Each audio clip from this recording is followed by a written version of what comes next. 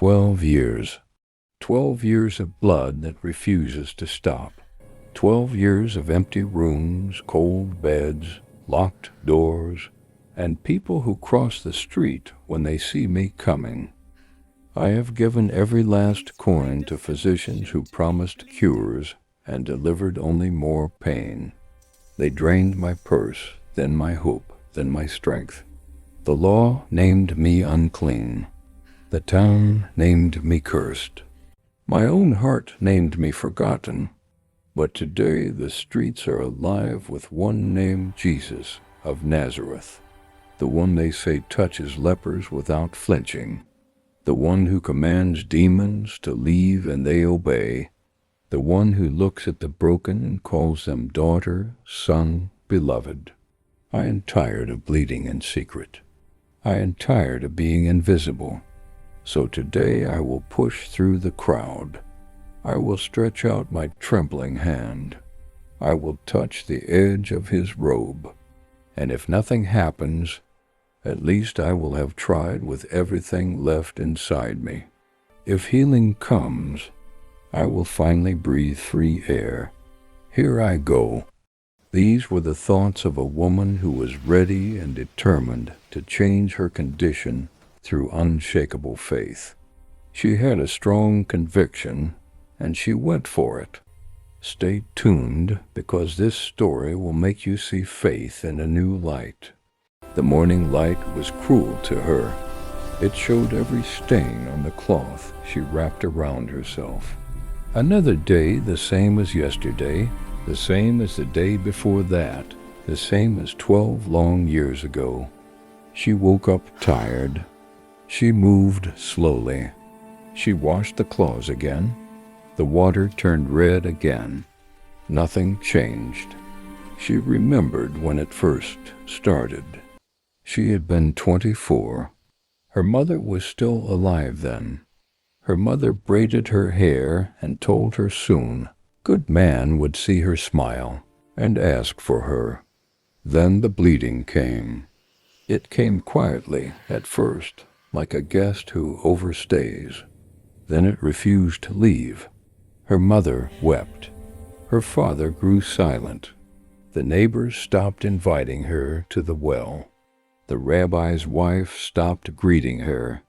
One by one the faces turned away until the only face she saw clearly was her own in the bronze mirror pale, hollow, frightened. She went to the first physician. He burned strange herbs and made her drink bitter mixtures. The bleeding increased. He took more silver. The second physician cut her. He said the bad blood must be released. More blood came. More silver left. The third physician said it was her fault. Something she ate, something she thought, some sin she committed in secret.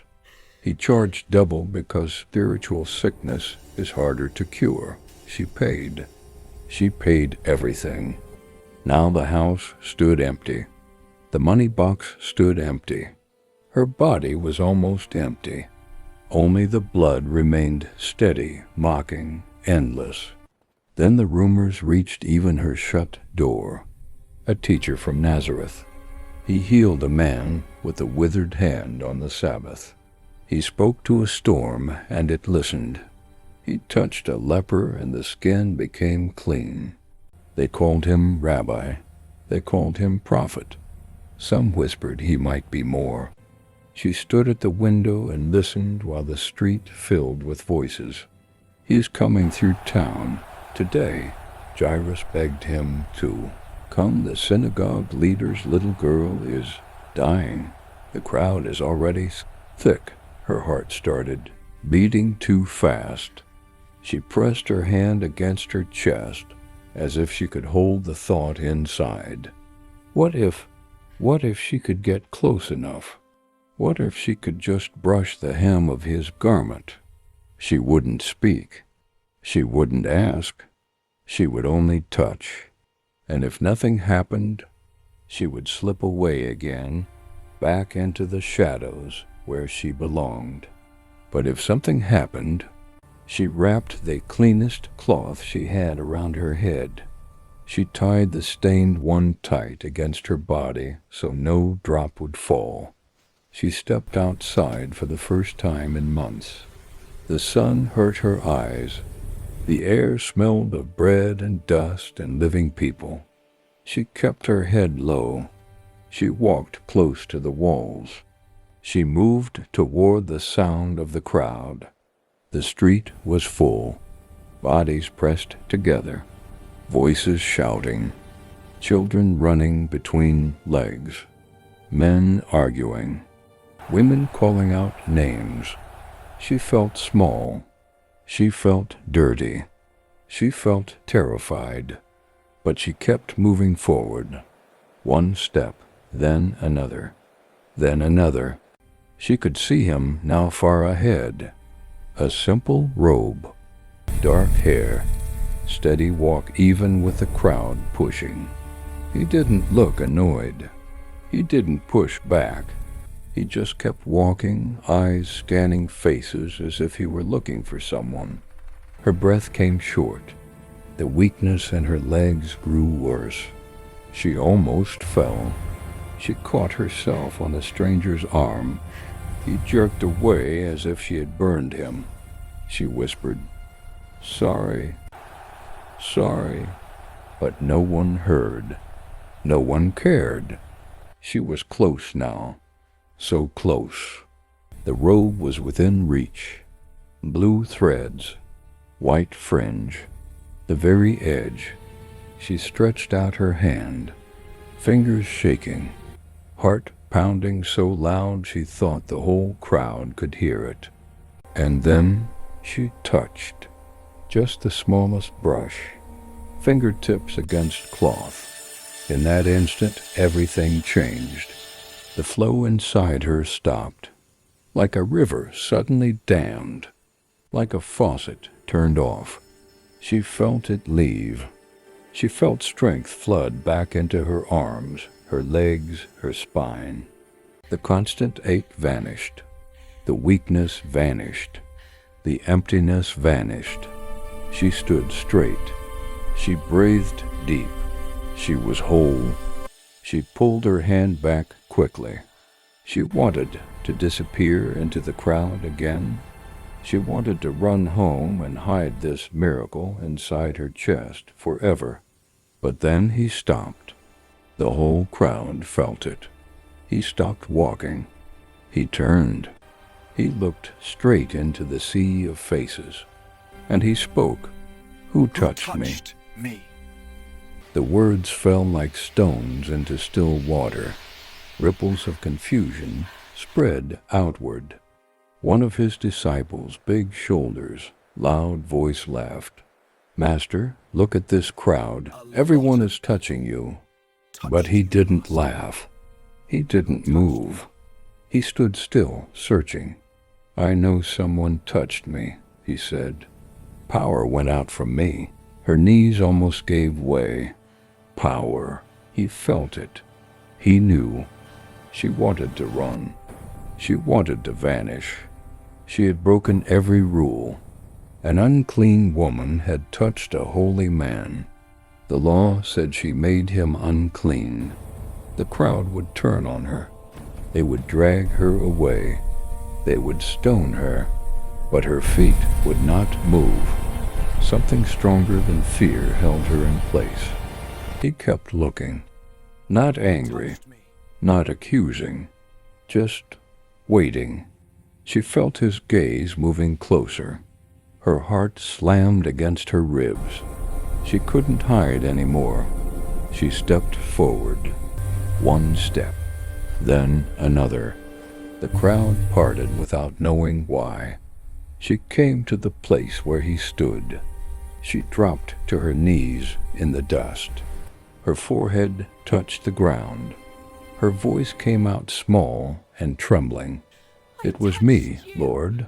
Silence. Terrible silence. She forced the words out. "For 12 years I have bled. I suffered under many physicians. I spent everything I had. I only grew worse. Then I heard about you. I said to myself, if I can just touch your clothes, I will be healed. I touched, and immediately the bleeding stopped. I felt it leave me. I am whole. She waited for the shout. She waited for the curse. She waited for hands to seize her. Instead, she heard footsteps, soft, deliberate. He came closer. Then he spoke one word, daughter. Her breath caught. No one had called her daughter in 12 years. Not since her father died. Not since her mother died. Not since the blood came and took everything. Daughter, he said again, daughter. Softer. Your faith has healed you. Go in peace. Be freed from your suffering. She lifted her head. His eyes were kind, not pitying, not judging, just kind, as if he had seen every tear she ever cried in secret, as if he had counted every coin she spent in vain, as if he had felt every lonely night she lay awake bleeding. He saw her, all of her, and he called her daughter. She stood up slowly. Her legs were strong. Her back was straight. Her hands no longer trembled. The crowd was staring, some in wonder, some in fear, some in anger. She didn't care. She looked at him one last time. She whispered the only word she could find. Thank you. He smiled, just a small turn of his mouth. Then he turned and continued walking toward the synagogue leader's house. She stood in the middle of the street, a woman who had been dead for 12 years, now alive. Word spread fast. By evening, the whole town knew. The unclean woman touched the teacher. He didn't withdraw. He didn't scold. He called her daughter. He sent her away whole. Some people came to her door that night, not to stone her, to look at her, to ask questions, to touch her hand and see if the miracle was real. She let them. She let them see the color in her cheeks. She let them hear the strength in her voice.